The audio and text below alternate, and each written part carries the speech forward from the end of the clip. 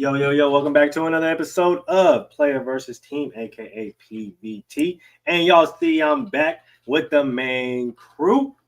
I got my guy, DJ Micah Beat, and Steaming Willie Beaming. Had to pause for dramatic effect. How we doing, fellas? What's up, fellas? Go Houston Texans, Willie. I just realized you have a Desert Storm hat on. Grandpa? Dad? My dad, who recently passed. Okay. Hey, man, that's what's up. Appreciate his service, man. Yeah, that's a crazy one. That is a crazy one. And of course, my condolences. You know, we talked about it in the chat too. Yep. We just never addressed it on air. Absolutely. Thank you, fellas. Absolutely. We appreciate OG Will for his service to America, man. You feel me? Appreciate his contributions and whatnot. Real heroes out here. That's a real hero. 23 years in the Air Force. That's a real vet right there. Stop playing with that, man. All right, fellas. So you know how we like to start the show. Now, weeks prior, we started the show with a few hot takes from some other guests. Shout out to Picante Mail and our guests that we had frequent the show the past few weeks. But we're gonna get back to our regular scheduled programming, starting with our nerd question of the day. Willie, before you go, Willie. Mm-hmm. I wish you would have really been here last week. Oh, yeah. You said the show. Last week. Bro. Oh my gosh. This man said WWE is not relevant. And I was like, the ratings say otherwise. He said ratings don't equate to relevancy. What? Oh my goodness. And I kindly explained to him that ratings were at an all-time high and revenue definitely would have at an all-time high for WWE. And he was like, that don't equate to relevancy. You're just speaking as a diehard fan. I'm like, no, brother. I'm bringing you these facts. Oh my god, he would have got cooked. Bro, Mel took his side to try and save him and admitted it once we were off air. Shout out Picante Mel. Shout out to Picante. He better be glad I wasn't here. Ooh.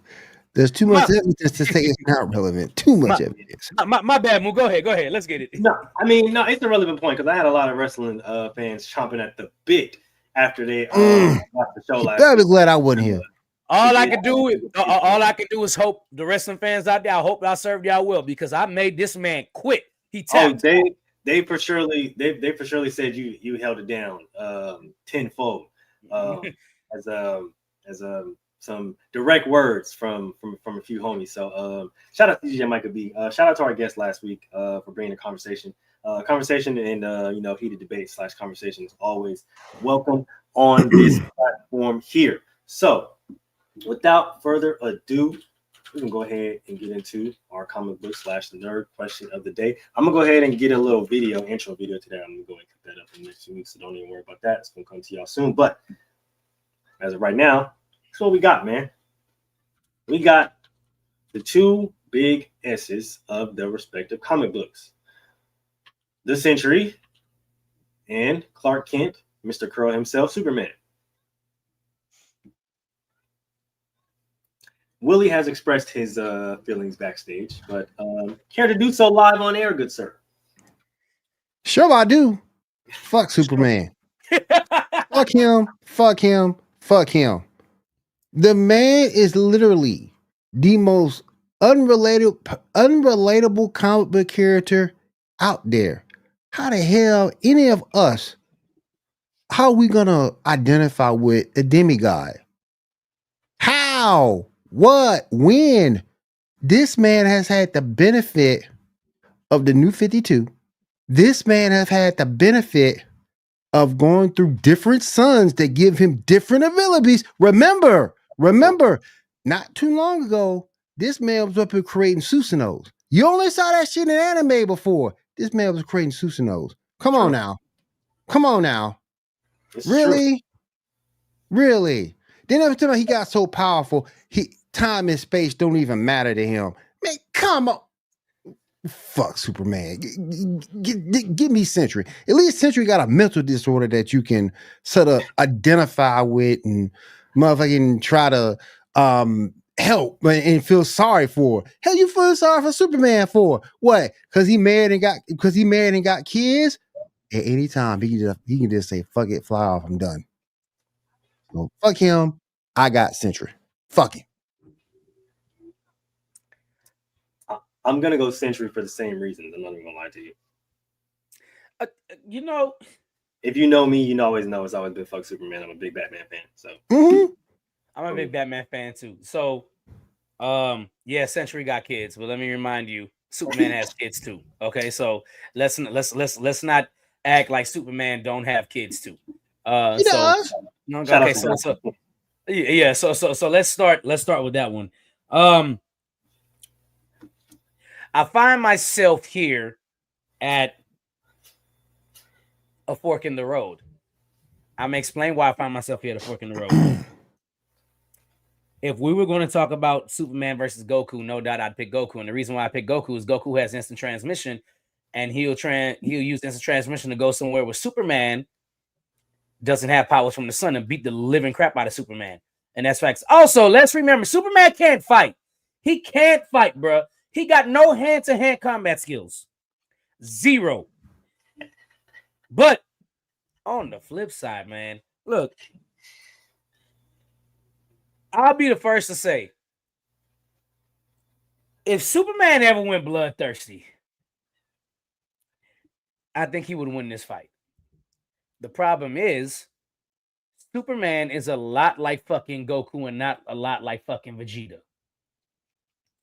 Y'all remember Dragon Ball Super? He told Frieza, as you know, I don't share the same sentiments that Kakarot shares. Like Vegeta was like, I'm about to kick your ass and kill you. Don't dream of resurrecting. That ain't Superman. And in this fight, that will be the freaking downfall. Because Superman has never, I know people always talk about, well, what if Superman was bloodthirsty? You know he won't be. You know he will never be bloodthirsty, bro. And that is the downfall. Just once, I would love them to come out with a comic where Superman is the anti-hero. Just once. I would love them to make Superman the anti-hero.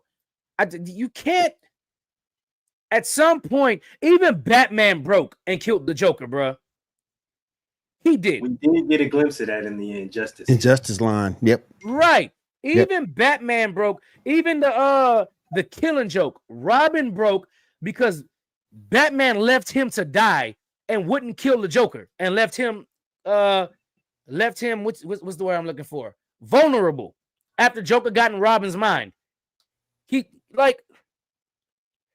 bruh, I just don't think Superman has the heart to pull off the kill. But on the flip side, if Superman was to ever threaten the family of Century Man, Century would go crazy and he would almost damn sure demolish. And Century's kind of an anti-hero too. He's not afraid to kill. He's not afraid to kill. He's not afraid to kill to protect his loved ones.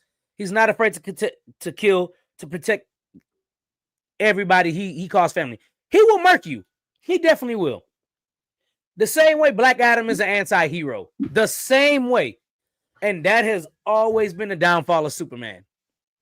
That's it. That's always been a down. I mean, he was the guy in Man of Steel that he was fighting against? Zod. He accidentally murked Zod, bro. Accidentally murked Zod. I don't give a damn about no laser blast from the eyes. I don't give a damn how strong he is. None of that.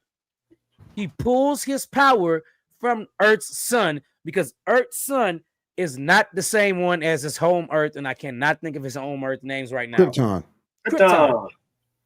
It's not the same sun. Bruh. Century would invade Krypton while Superman is on it and murk every single one of these niggas on there because he doesn't need the sun to be strong.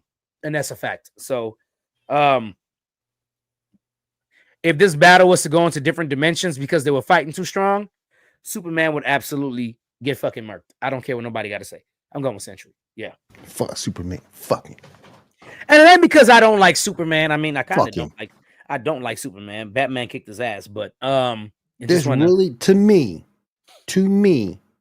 And again, you can say marriage, kids, what have you. But to me, outside of that, there's no other relatable aspects to the character for a normal person to look at and identify with. And as a fan of comics and anime and gaming, we relate with characters who we identify with. Superman ain't it. Well, you know what? I think okay, so here's what it is. I think Superman was made to be relatable to people that get dropped off at firefighting stations or get dropped off on an orphanage. Their parents don't want them. Their parents can't take care of them. They just drop them off and they're abandoned. And some of these people never find out who their parents really were until their parents are really gone. So I think that's what Superman was created for. Other characters like the Flash was for characters that a lot of you know what? I'll say the Flash was created to relate to a lot of black people nowadays. Where okay, my mom died when I was young, and my dad was in jail, so I had to be in an orphanage or get adopted by somebody that was going to take care of me.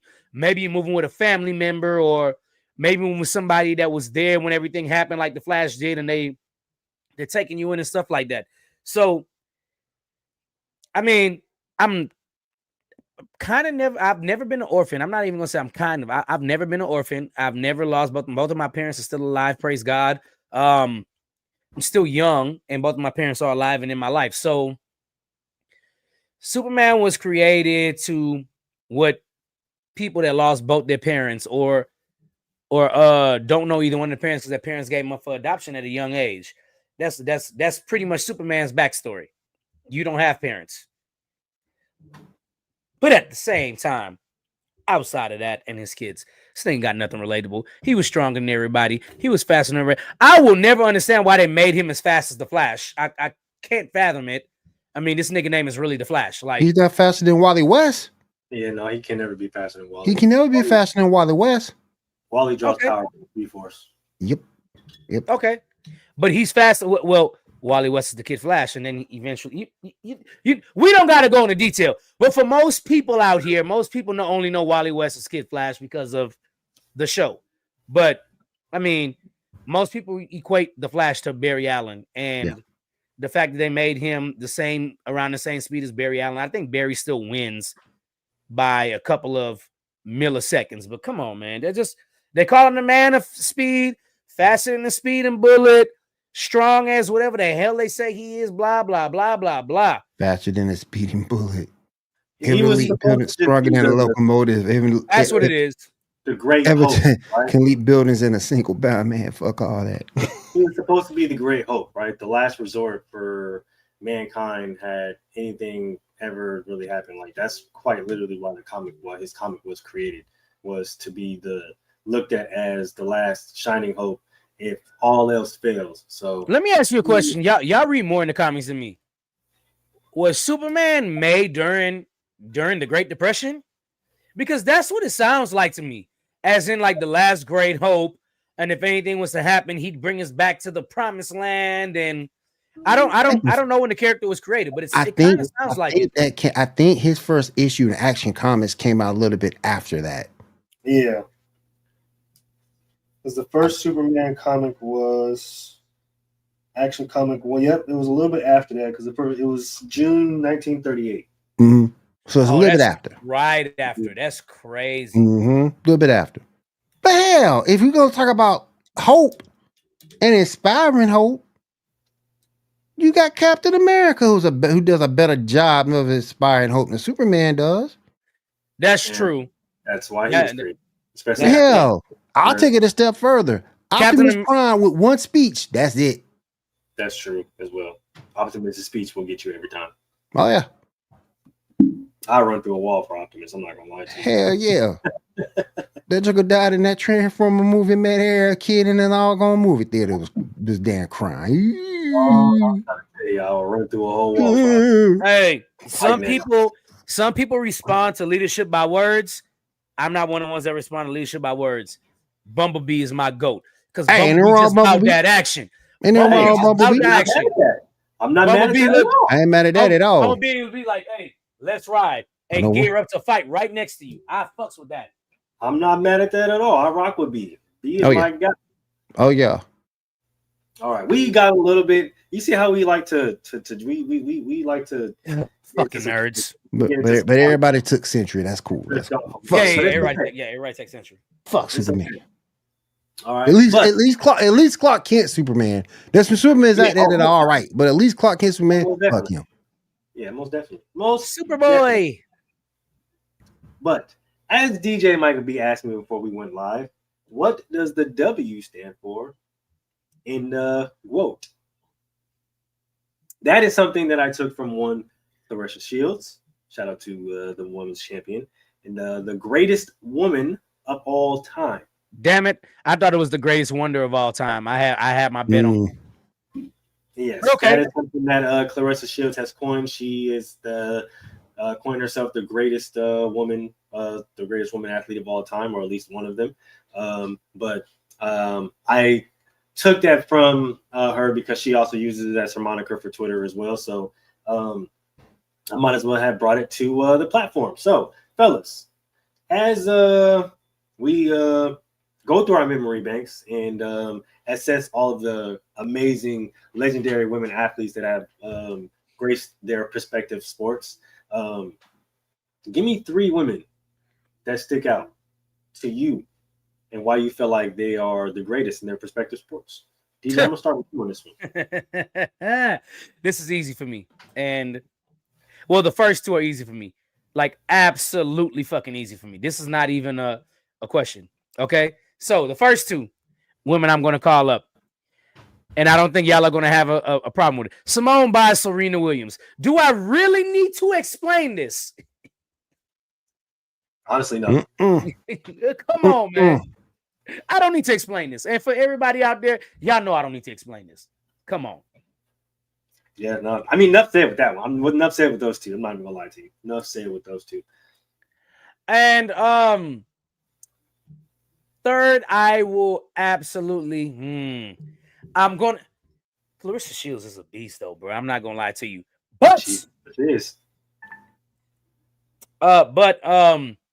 Before I even put Clarissa Shields up there for boxing, I would probably still take Layla Ali in boxing. So I'm gonna go with a different sport, and y'all hear me out on this because some of y'all might not agree out there, but I just want y'all to hear me out on this. I'm going to WNBA, and okay. I'm listening. Asia Wilson is on a tear, and she's looking like she's going to be the female GOAT, but until she passes the girl I had the biggest, the female athlete I had the biggest crush on, no, it's not Candace Parker. For those of you thinking, birthday twin.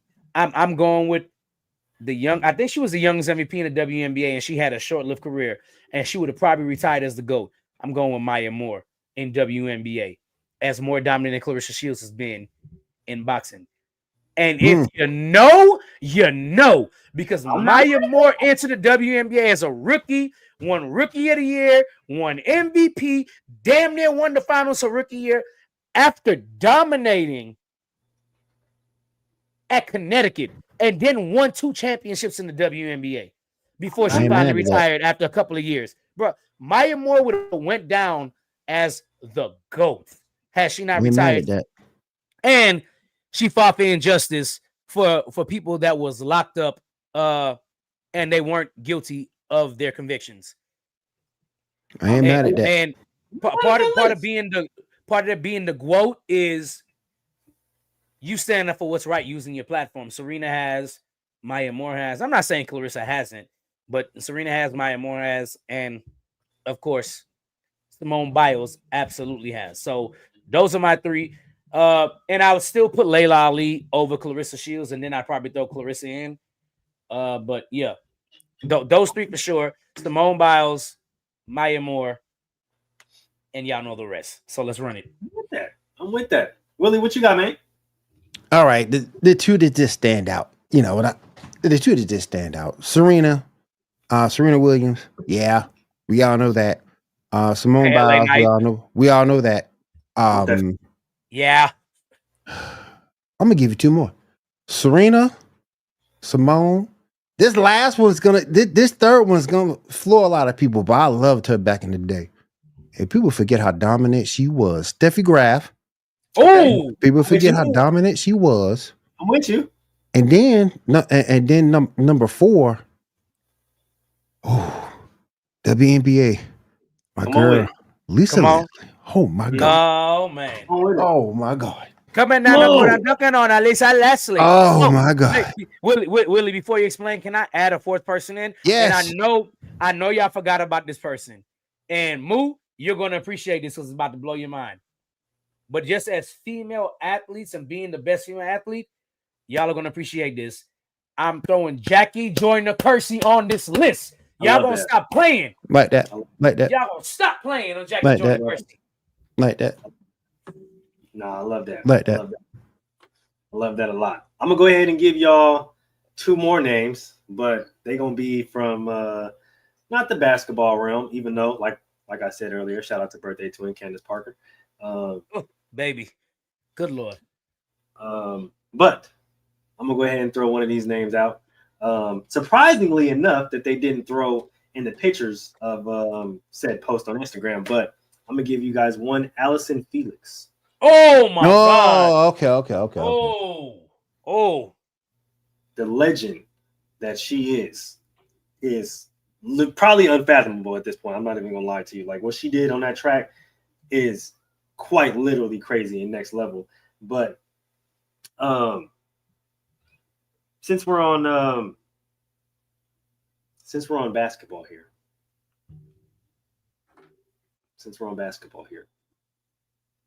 Somebody who often kind of gets overlooked when talking about women's basketball until you really start to dive deep into the history and really start to think about, hold on, wait, who was one of the real ballers and real innovators of not just basketball but women's basketball. And I think y'all know what I'm going with this. I know you ain't going with Cheryl. Come on, you know I gotta give my girl Cheryl Miller a shout out, dog. Come on, man.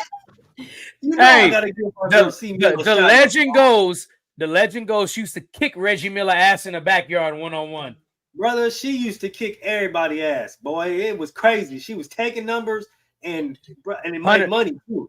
Okay? What she scored like 120 in a high school game? In a high school game. And then went on to win a gold medal. And come on, bro, that's crazy. Went on to win what 3 national championships at UNC? Yeah, and I think two or 3 gold medals too. That's crazy. Like, come on, dog. Oh my goodness. It's absolutely crazy the shit that she accomplished, even in a time where like there wasn't a WNBA around, right? Like they didn't have that. So she had to go and find other avenues to hoop. And she's still making a name for herself to the point where she's one of the most prominent basketball minds and basketball players. I need ESPN or because they're moving from inside the NBA is moving from TNT to ABC. ABC. Mm-hmm. I need them to go find Cheryl Miller and tell her come back as a commentator because she was very underrated as a commentator, bro. Because I'm tired of hearing Reggie Miller's scratchy ass voice. You will live in Cheryl's shadow for the rest of your life, bro. That motherfucker. Hey, hold up now. That motherfucker got to deal in 2 fronts. He got to be a human. He got to be a human being and a human Wi-Fi reception with them damn ears. He got 2 folds. Come on now. You know, one of the biggest upsets for me is that when D Wade dunked on Anderson Varejao, Reggie Miller was the commentator. Welcome to your Kodak moment, Anderson Varejao. Bro, shut up. You ruined it. Where was Marv Albert with the bang, bang, bang? Come on. The stuff. Even what's the guy from college football? College basketball. Oh, gracious. That man. What a high riser that was. Look at that. He takes up. Y'all know exactly what I'm talking about. I just can't think of his name. Dick Vitale? Dick Vitale. Yes, I know. I do a pretty good impression of Dick Vitale. He's also been cleared to come back to announce again too. Perfect. Because I know he has some health issues. Good. So let me ask y'all this. We've named like 4 or 5 people. Tell me somebody you have a name that you think doesn't get the respect they deserve as a female in their sport, and I will definitely go first. And Moo, you're gonna love this one because this woman is so dominant. She broke her own record 3 times in a row in the Olympics. Right? Look. She doesn't get a lot of credit because nobody watches hurdles. But Sydney McLaughlin, bruh, running these goddamn hurdles. Sydney McLaughlin is probably the most dominant female Olympic athlete. She's winning by seconds, like 5, 6, 7 seconds. And it's absolutely, she broke her record the last 3 Olympics, no matter how old she gets. She's going crazy. Sydney McLaughlin is a monster.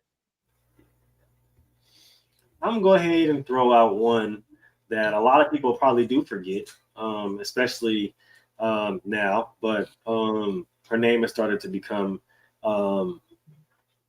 household. So it started to come up a lot more in talks, just due to the recent success of said women's team.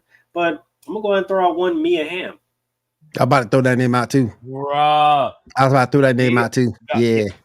I don't think people understand how dominant Mia Hamm was in soccer, bro. They don't know how disgusting that woman was, bro. Bro, the rest of the world had Pele and Ronaldinho and bro. Hey, here in America, we had Mia Hamm. And what's the goalie's name recently from the she's been the goalie for the past 2 Olympics. Yeah, she's been the goalie for the past 2 Olympics because she's been crazy. I'm not gonna lie to you. Like half that women's team from the past 2 Olympics teams have been absolutely in fucking sync. Bro, I'm still mad we lost to Japan. I'm not even gonna lie to y'all. I'm still mad we lost to Japan. I am. But Willie, who you got? I'm gonna go with another WNBA player. Okay. That didn't get mentioned here today. Okay. Cheryl Swoops. Yeah, see? Okay, I didn't mention Cheryl Swoops just for the simple fact I got CC over Cheryl Swoops all day, every day. I got CC, and I know y'all. I know y'all know who CC is. I'm not mad at that. I know y'all know. Yeah, I'm not mad at yeah. I'm mad at you about that, but her impact was still felt. I'm not mad at that. I am mad at you that you got somebody over her though, because again, it's been a minute since she played, but her impact was still felt at a time when the WNBA wasn't what it is now.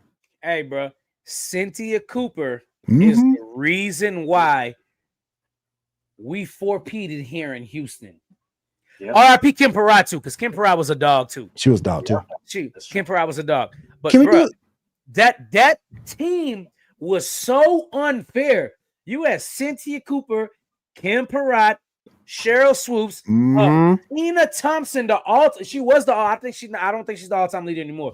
She was the all-time leader in WNBA points upon her retirement. I don't think she is anymore. Bruh, 4 All-Stars, 4 all WNBA players. Kim Parrott died and they still won. And you know, a lot of people don't really know how they don't know the early days of WNBA. No. But guys like us, we do. I get it, you know, with people be like, man, the WNBA is better than it's ever been, blah, blah, blah, blah, blah. No, you weren't watching back then. You know what I'm saying? You weren't watching. What y'all look for is the flashiness and you're looking for the crossover. What about pure basketball? What about pure basketball? Facts. That was the one thing that the WNBA had pre-2010 was pure basketball. They weren't looking to make highlights because they wasn't coming up on ESPN. Nope. They weren't making the top 10s every now and then. They might make one because something is crazy. Yep. But come on, man. The WNBA in the early days for real diehard basketball fans like us, we loved it. We absolutely loved it. Can I do an honorable mention real quick?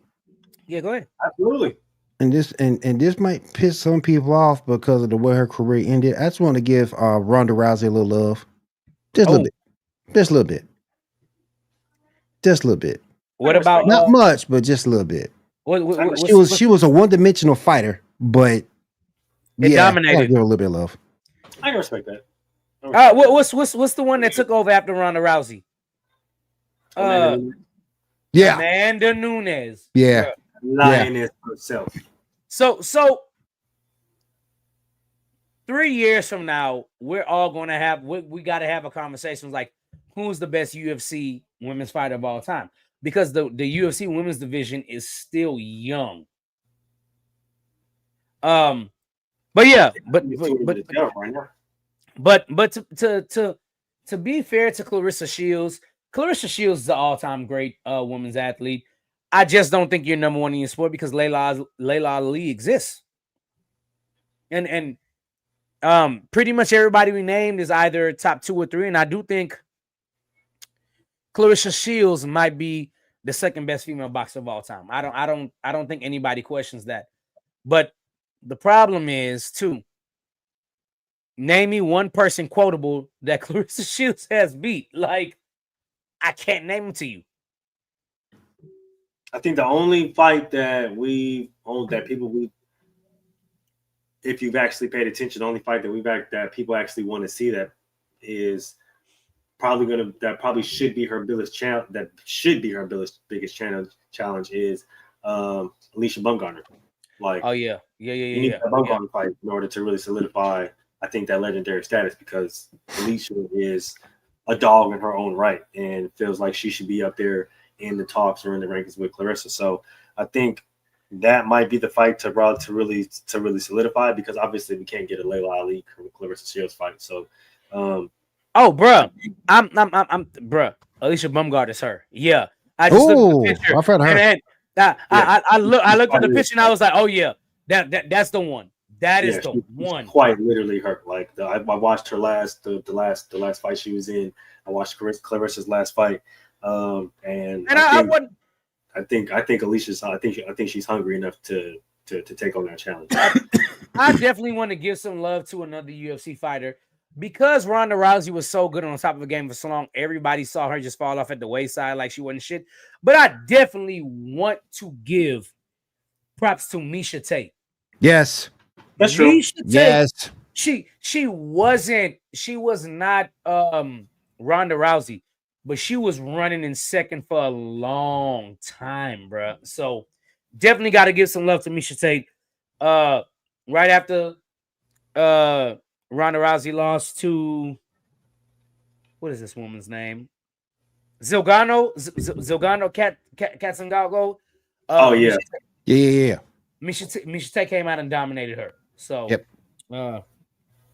and won the championship and held it for some months. Miesha Tate is highly underrated just because she was in an era with Ronda Rousey in the same way Dominique Wilkins is underrated, because he was in the era with Jordan, Magic, and Larry, and people act like Dominic Wilkins wasn't that nigga out doing that bad. I'm with that. Yep. I'm with that for sure. Yep. Speaking of combat sports, is boxing making a comeback, fellas?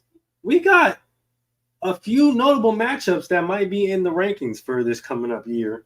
Garcia and Haney are supposed to be fighting on the same card, which could lead to another rematch. Now, as uneventful as that last fight was, being sarcastic here, that could also lead to bigger implications. Like I said, I want to know if boxing is making a comeback. The reason why I asked this question is because we have seen boxing be a roller coaster, right? With the star fights, but the fights that people want to see, but we're not getting. So the reason why I asked this question is because it seems like with the involvement of the Emirates and the Arabs, they are throwing a lot more money at these fighters and giving us the matchups, aka boxing fans, the matchups that we want to see, right? So we're gonna get a Garcia Haney 2. We're gonna get a Canelo Bud Crawford. We're gonna get a Shakur Stevenson, Tank Davis, right? Like, these are the boxing matches that we want to see, right? We're gonna get an Ennis Boots Jones or an Ennis Boots, right, versus a Keyshawn Davis, right? Like, these are the fights that we want to see. These are the young stars in the game. We want to see these guys start to come up and start to get the fights, especially the big name fights. We don't want to see all of the young or all of the no name guys who are just trying to build in the ranks. No, bro, no. You got to start giving us the Ben Whitakers, bro. Start putting them on the main card. You got to start giving us the Ali's, right? Because Ali got a grandson in boxing right now. You got to start giving us the Ali's, bro. You got to start giving us the Bud Crawfords, right? You got to start, and you have to start making the marquee fights, right? You got to start giving us the Inoues from Japan. You got to start giving us the Abdullah Masons, right? Like we need to see these fights, right? So that's the reason why I'm asking, because in 2025, per word of the boxing streets, is due to the route and the current trajectory that the Arabs / the Emirates have been putting in, the money that they've been putting into boxing, it's going to lead to a lot bigger, better, more compelling matchups going forward in boxing. So that's the reason why I posed the question. Is boxing making a comeback? My thing is, I'm gonna need these guys to step up and start making a huge name for themselves. Cause fellas, we all go back to the day of all the heavyweight boxers that we used to have. From what I've seen, there's no Sugar Ray Leonard out there. There's no Hearns. There's no Hagler. There's nobody out there like those guys. And we need those type of guys to bring prominence back to this sport. So if you're gonna put them in the spotlight, let them solidify themselves as the stars of now. Yeah, heavyweight boxing can make a comeback. DJ, how you feeling? I'll say boxing as a sport in whole is making a comeback, because a lot of these guys that Moon named, they go across different weight classes and things like that. Yep. But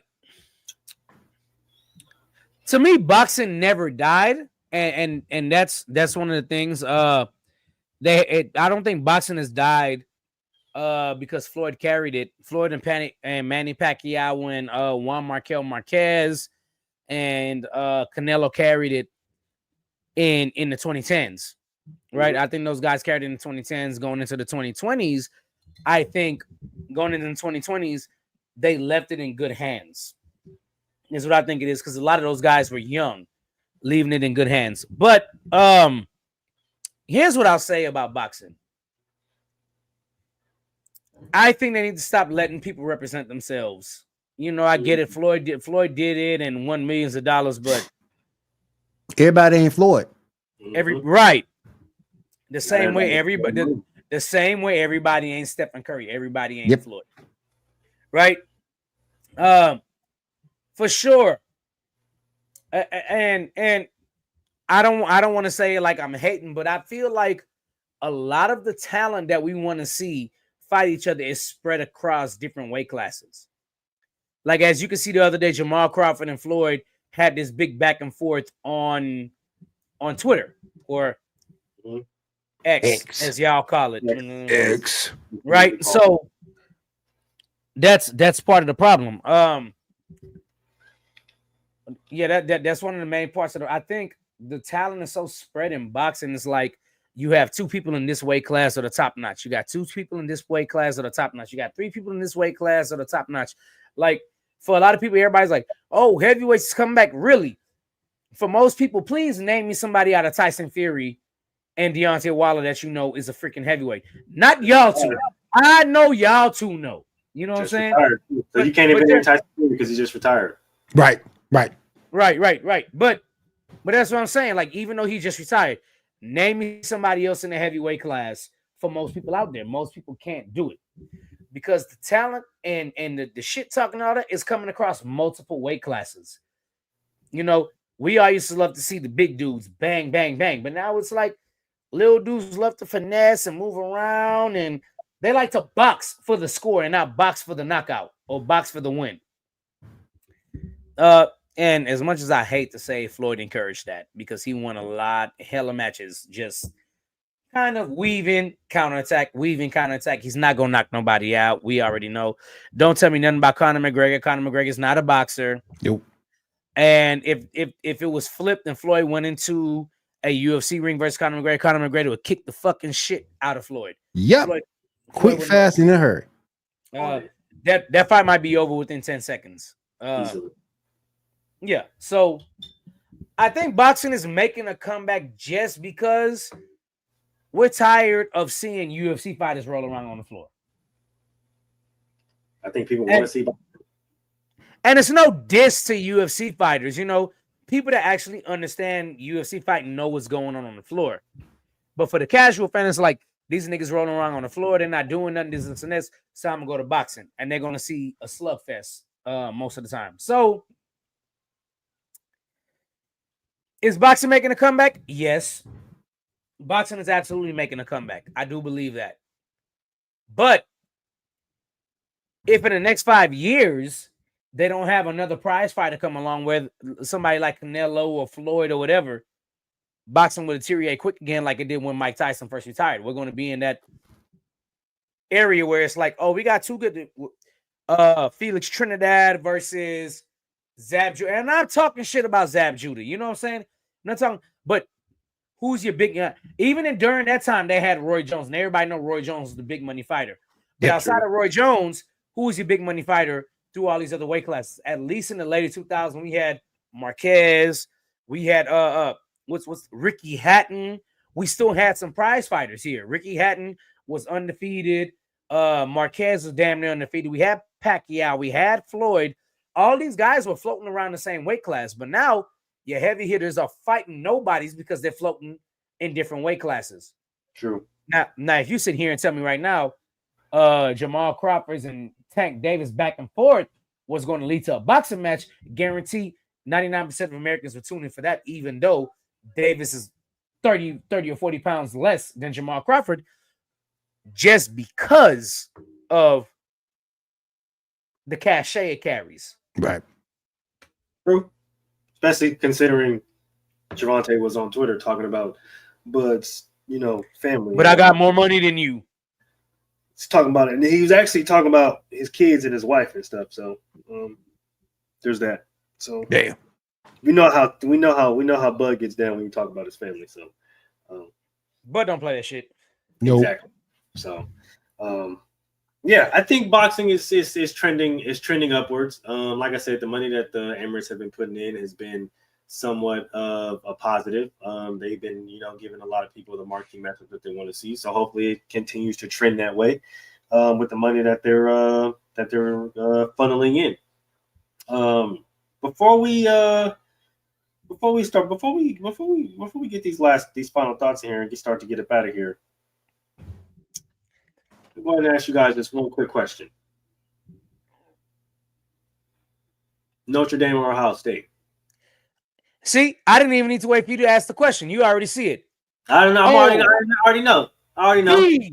Not Ohio. The Ohio State University. And I am a fan. If Notre Dame was to actually beat Ohio State, y'all wouldn't hear from me for a week.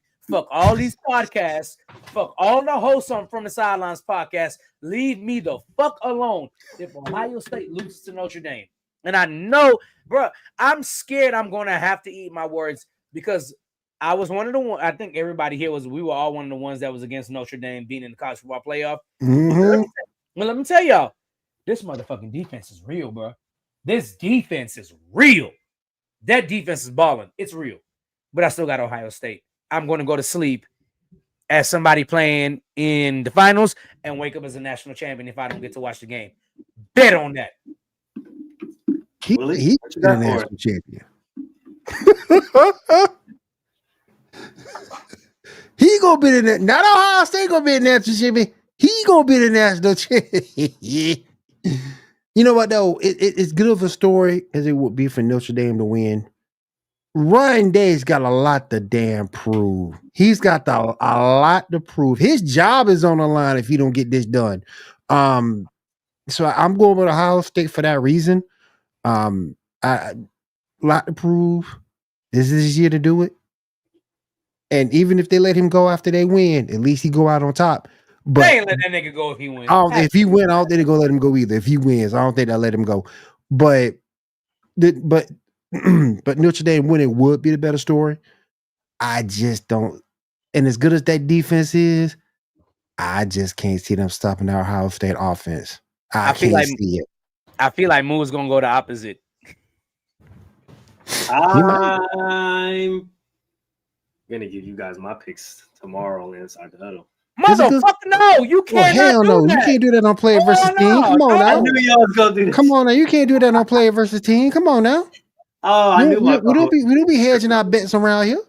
Oh man. Honestly, I got Notre Dame, bro. I'm not even gonna lie to y'all. What I told you. Howard. What I You're told right. you. What I told you. Will Howard is ass. They have Notre Dame has upset him twice. Why would he go against Notre Dame for a third time? Right. Fuck Notre Dame because I'm a USC fan. So it's always gonna be fucking Notre Dame. Fight on. But Will Howard is ass. I seen the way that he was crying to his goddamn freaking outside linebacker because he saved the fucking day last week because Quinn Ewers is equally, if not more, ass. So I don't trust Will Howard at all. At all.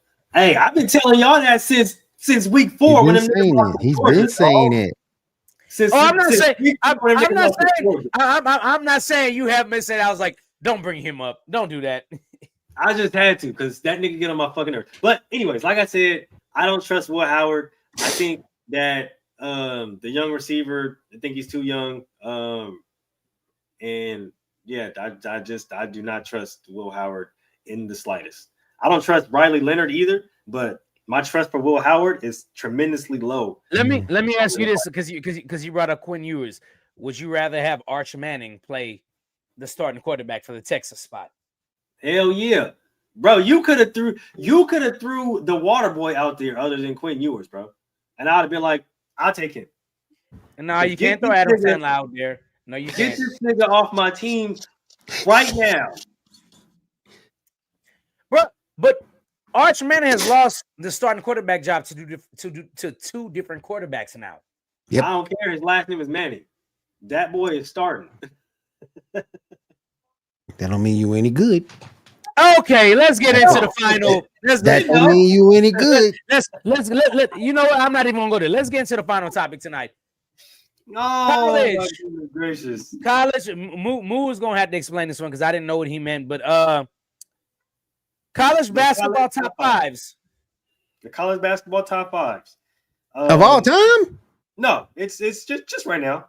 Because it's the new year. March Madness is starting to ramp up and heat up. We got the news that Dick Vitale is about to start, announcing. I heard that he's going to be announcing in some games during the March Madness tournament this year. So, just to give people some, because I know college basketball kind of tends to get glossed over with a lot of the sports and stuff that tends to go on right now, right? Especially with women's college basketball being as high as it is, right? You got USC with Juju, you got UConn with Hayes, you got Notre Dame with Hannah, right? Like there's ballers everywhere in women's basketball right now. So I understand that men's college basketball tends to kind of get overlooked, but we do have some really young stars coming up in men's college basketball. That shit overlook is just trash.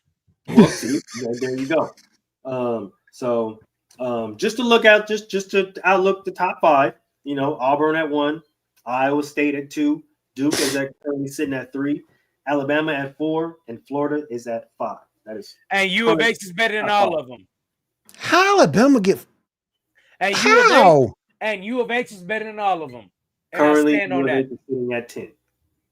I don't care if they're sitting at 10. And currently, U of H is better than all of them. Well, I mean, we see how U of H cooks in the tournaments on a consistent basis, so I don't doubt you at all. The hell, Alabama get 4. Well, we know how Bama's strictly there right now based off reputation, but that's another story for another time. All right, on the women's side, UCLA. You know what? Hey. Well, hold on, Moo. Before we go on, okay, let me ask y'all a question. Who is the superstar coming out on the men's side? Because I feel like this draft I ain't seen nobody. It's good role players. I haven't seen one person who I think can be the guy in the NBA.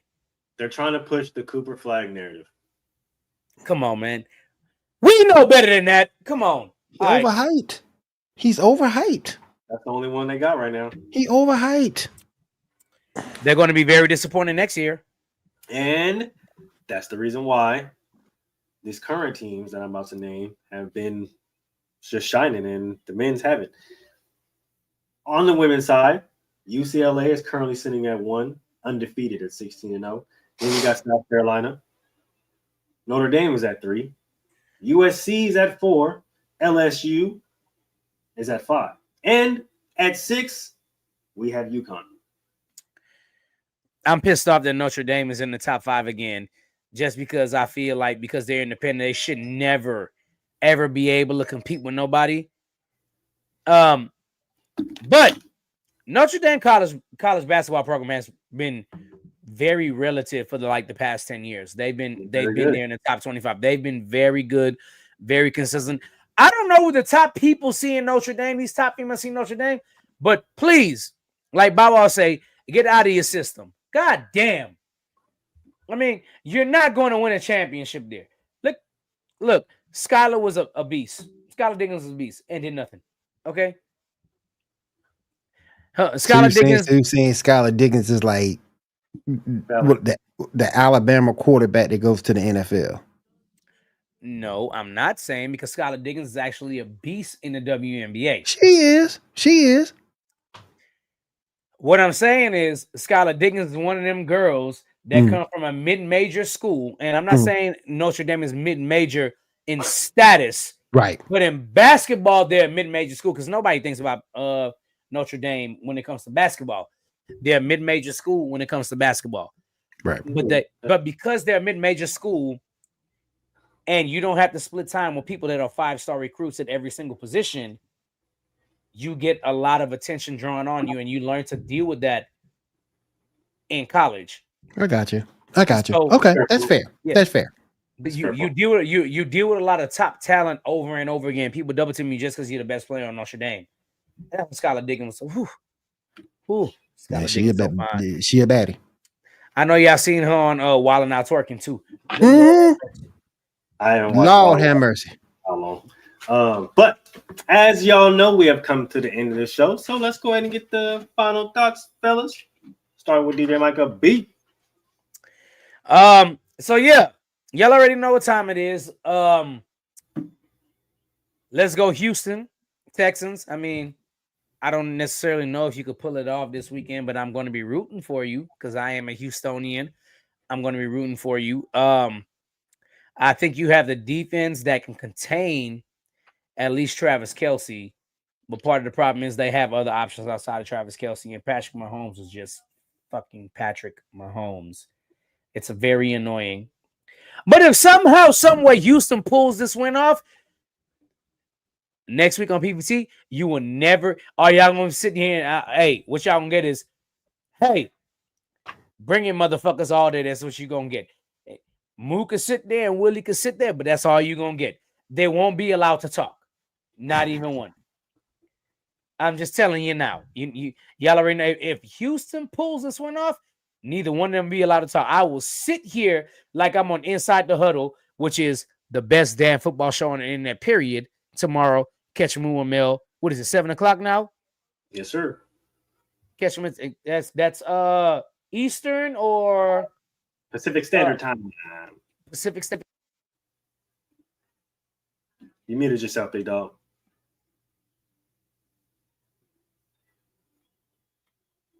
Yeah, we still can't hear you. Still can't hear you. All right.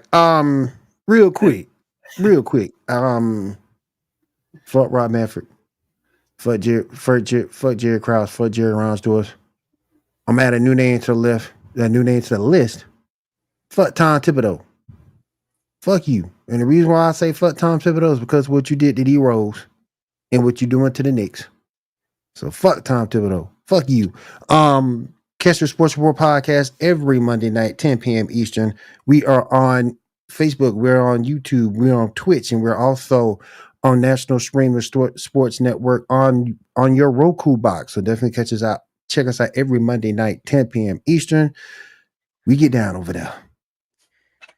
I'm trying to come on there. I gotta come on there one night. Willie, send me the link Monday. I'm gonna try and be on there. Okay. Definitely that. And Willie, if you running the Geek Gauntlet podcast this weekend, hit me with that link.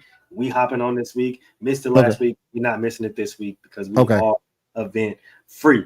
But as y'all heard my fellas with their final thoughts, make sure you guys tap in with the rest of the shows throughout the rest of the week. We got Gentlemen's Talk. We got Basket. We got PBT. We got the best damn sports show, period. Yes, Right, sir. bro. DJ Micah B. And we gonna see y'all next week. I'm gonna see y'all tomorrow. Peace, y'all. Girl, you rockin'